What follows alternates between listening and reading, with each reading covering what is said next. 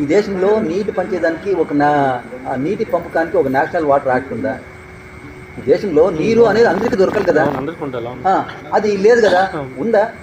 ఈ రిపబ్లిక్, మన Indian republic అయ్యి 75 సంవత్సరాలు అయింది కదా, నీటి పంపకానికి ఎక్కడన్నా ఒక పాలసీ ఉందా, ఒక యాక్ట్ ఉందా అంటే లేదు.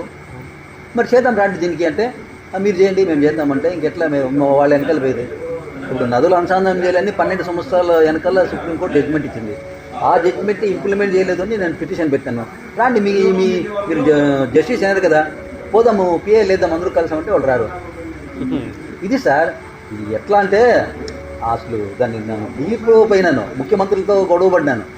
వాళ్ళ ఆఫీసులుగా పోయి చీఫ్ మినిస్టర్ ఆఫీస్లోనే పెద్ద గొడవలు చేసినాను. ఇట్లా మీటింగ్లో కాదు, డైరెక్ట్ సెక్రటరీస్ మినిస్టర్స్ ఆదించండి. దీనికి ఏదంటే మనకి కాన్స్టిట్యూషన్ ప్రకారంగా మనం ఫైట్ చేయాలి అంతే.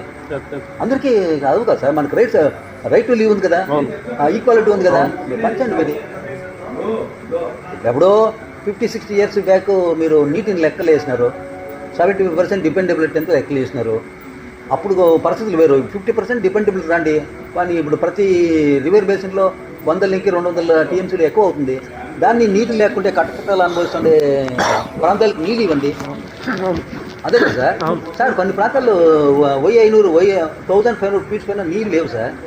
40-50 years మనం ఓవర్ ఎక్స్పెక్టేషన్ చేసి కర్నూలు వెళ్తే అదే చెప్తున్నారు, వాటర్ డ్రాట్ చాలా ఉందంటే కర్నూలులో.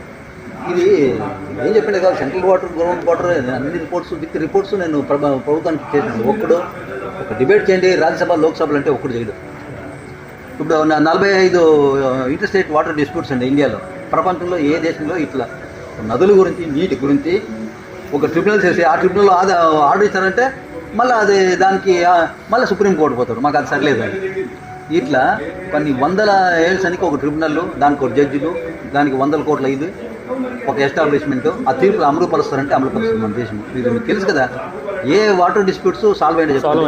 కృష్ణ వాటర్ డిస్ప్యూట్ అయిందా, గోదావరి వాటర్ డిస్ప్యూట్ అయిందా, కావేరీ వాటర్ డిస్ప్యూట్ అయిందా, మళ్ళీ యమునా రివర్ వాటర్ డిస్ప్యూట్ అయిందా, ఏదైనా పరిష్కారం ఉందా?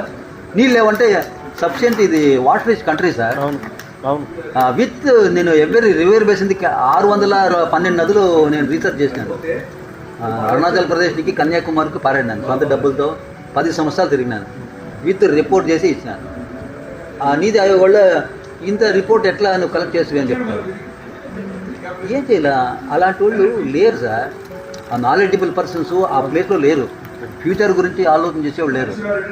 అప్పుడు వల్లభాయ్ పటేల్ వాళ్ళు ఆ పీరియడ్లో ఎథిక్స్, మారల్స్, స్టేట్స్మెన్ లాగా థింక్ చేసేవాళ్ళు భావితరాలు.